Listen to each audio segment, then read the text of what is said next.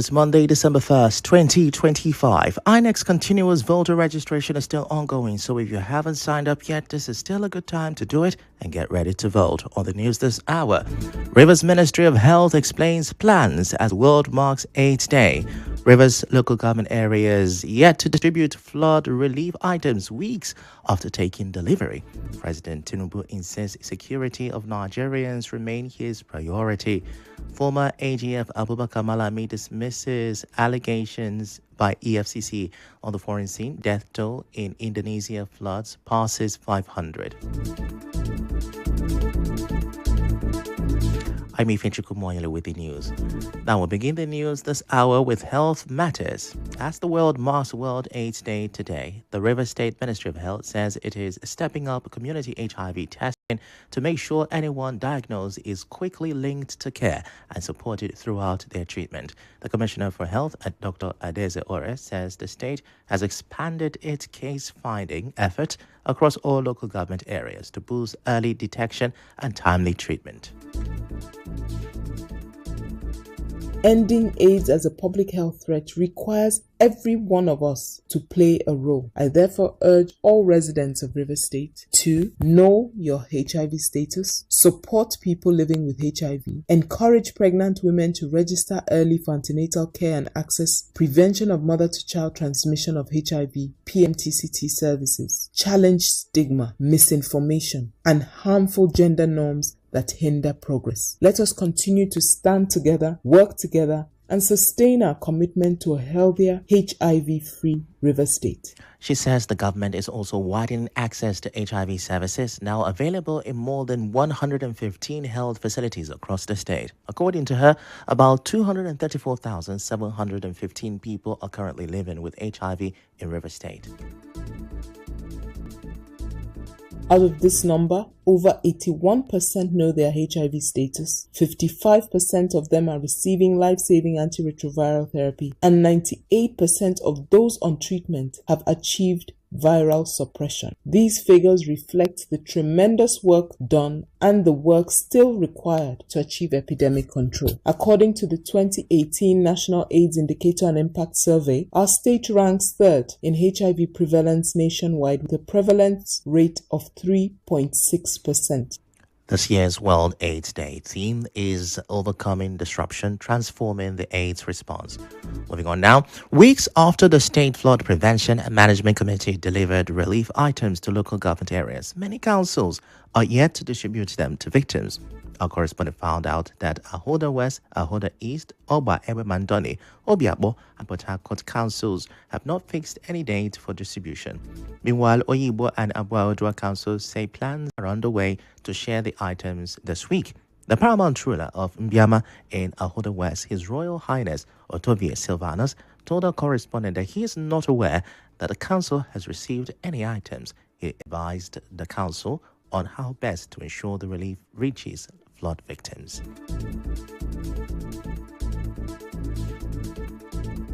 Share it to the traditional rulers, then the traditional rulers will take it back to their various community and call on the victims.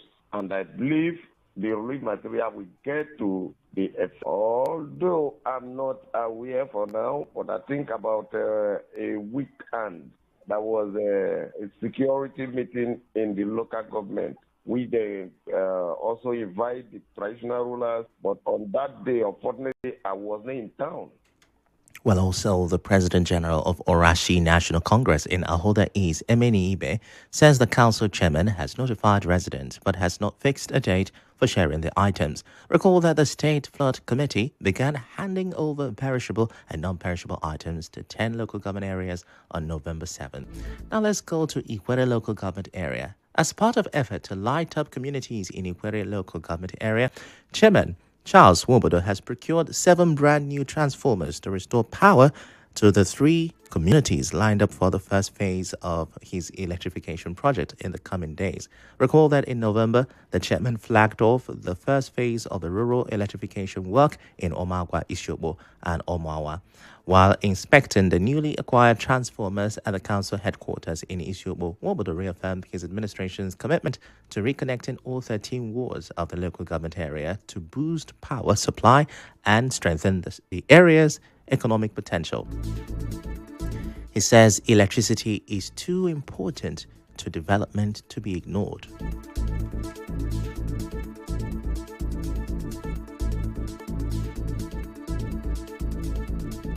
As promised by this administration, that we are going to flag off the light in Ikwe local government, and we have also done so for this first phase. We are sure that by next week we should have the first light coming up in Omagwa, then Isiokbo. Like you can all see, we have acquired 7 transformers, 500 kVA and 300 kVA at the same time for this first phase. We are sure by the grace of God, we'll continue this way to be able to give the whole Ikwe local government the light. PHED, they are still on, making sure that the light in Omagwa starts. On his part, the chairman of the National Union of Local Government Employees, Norgate Darlington Ofurum, commended Chairman Nwobodo and PHED officials for working hard to meet the deadline for Phase 1 of the reconnection project. In a related story, the Ikwere Council chairman has also procured 6 operational vehicles for security agencies to improve the local government area's security architecture.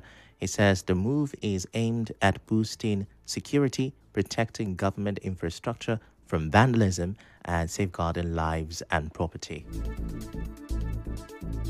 We said we will need to support the securities with their logistics. I've seen we have been able to acquire 6 vehicles. The idea is to have a swift response team at any given time. We don't want to give space because there is no how you want to develop a local government and you have insecurity. You expect to get it right. No matter whatever we are going to spend, we end up having issues. So that's the area where we said that security must be put in place. Considering what our predecessor, dear Dr. Samuel Wanosike, did, that's why we acquired more security vehicles to help the security.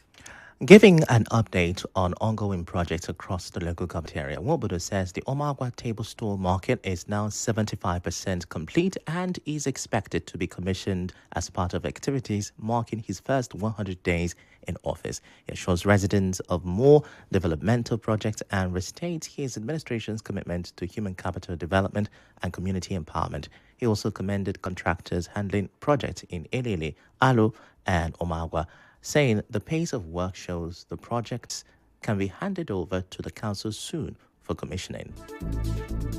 Now let's talk about security.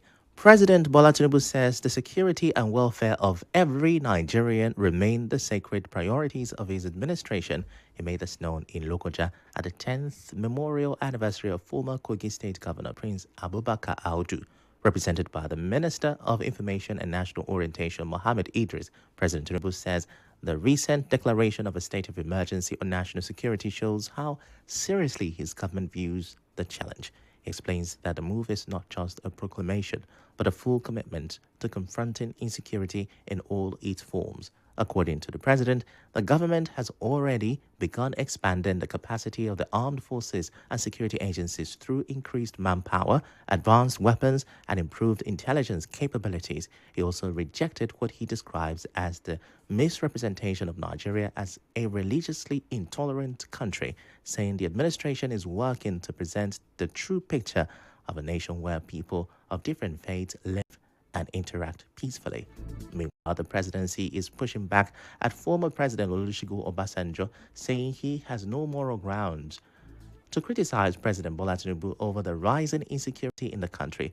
Now, last Friday, Obasanjo told an audience in Jos that Nigerians are justified in seeking foreign assistance because the government is not doing enough to protect its citizens. But the presidency insists terrorism took root under Obasanjo's administration, arguing that today's security crisis is part of the legacy he left behind. Well, we'll go on a quick break. When we return, former AGF Abubakar Malami dismisses allegations by EFCC. To stay with us.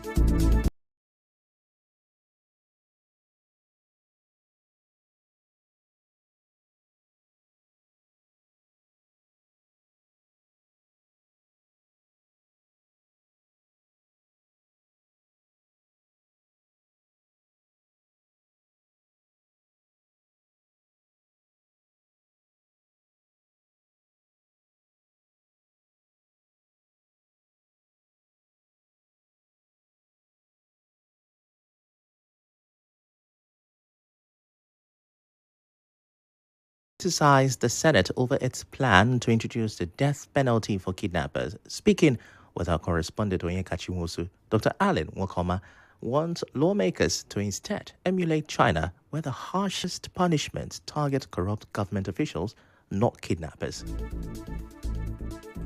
Make laws that deal with cases of official corruption, where monies are budgeted for certain projects and persons who occupy public offices appropriate this money for themselves. In China, if you are convicted for any case of abuse of office or official corruption, you face death. So rather than chasing rats, let us chase the elephant. Chasing rats in the sense that if you want to impose death sentence on kidnappers, this one is rat. These ones are already facing death sentence imposed by authority. Then let us chase the elephant. He argues that introducing the death sentence will not solve the real issue, which he insists is hunger.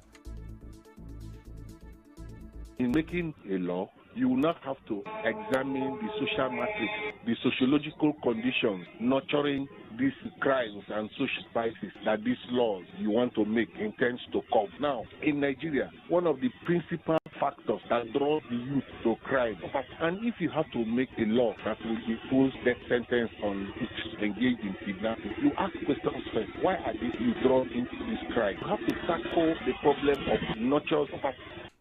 Well, similarly, a leadership expert, Professor George Ahonaya, is also weighing in. He says recruiting more soldiers and police officers will not by itself address Nigeria's insecurity problems. Speaking with our correspondent, Ifechukwu, Professor Ahonaya says the government must tackle the politicization of the military, ethno-religious extremism, and other structural issues if it wants to see real change.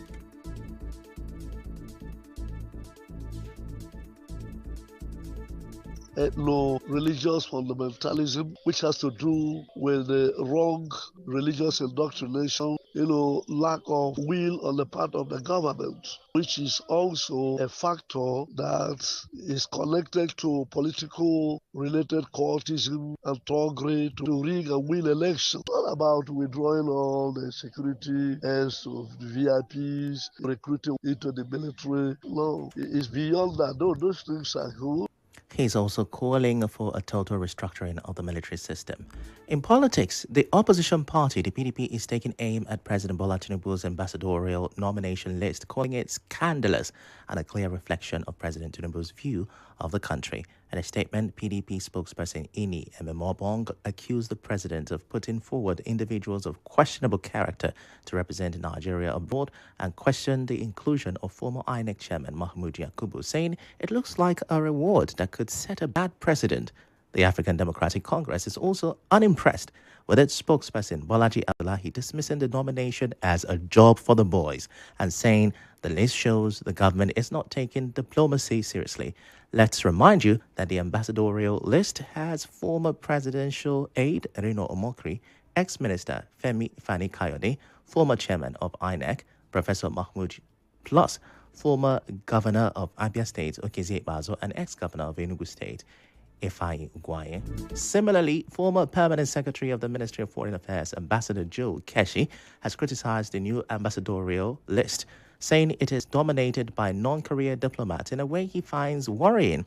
Now, speaking on Channels Television, Keshi says he is not against appointing non-career ambassadors, but warns that the imbalance sidelines the trained experts within the foreign service.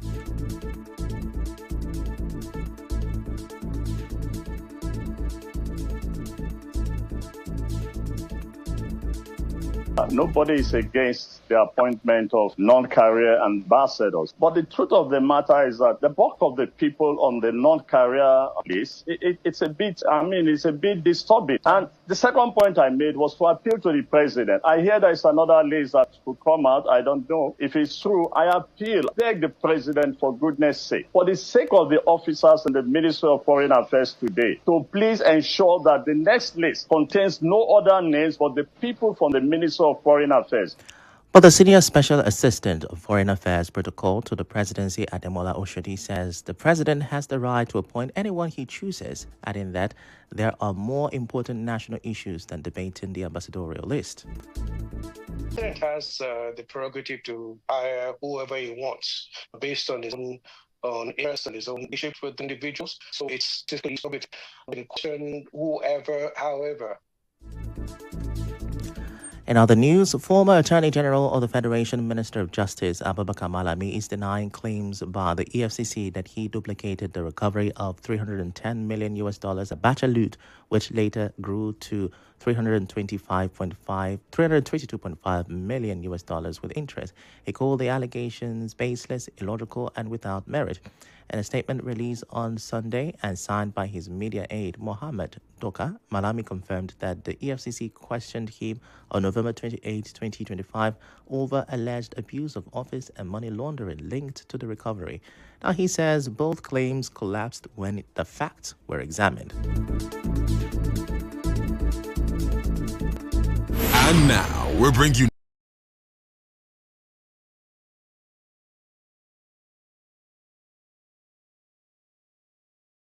toll in the floods which struck Indonesia last week has now climbed to more than 500, with rescue workers still battling to reach affected areas. The floods, which were caused by a rare cyclone that had formed over the Malacca Strait, have hit 3 provinces and impacted some 1.4 million people. And this is according to the government's disaster agency. Another 500 people remain missing, while thousands more have been injured.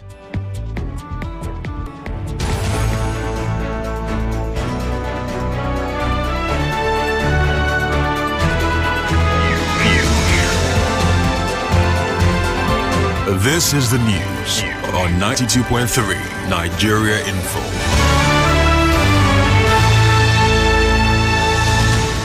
That's a wrap on the news this hour. Before we go, let's have a look at the major stories.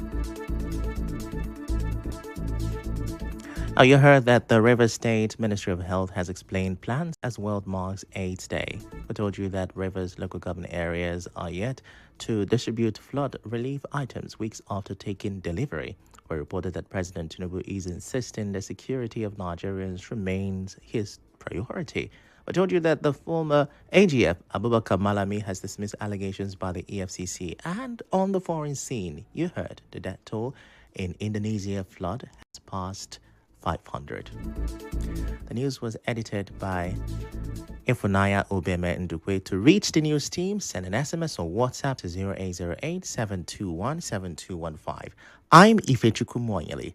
Many thanks for listening.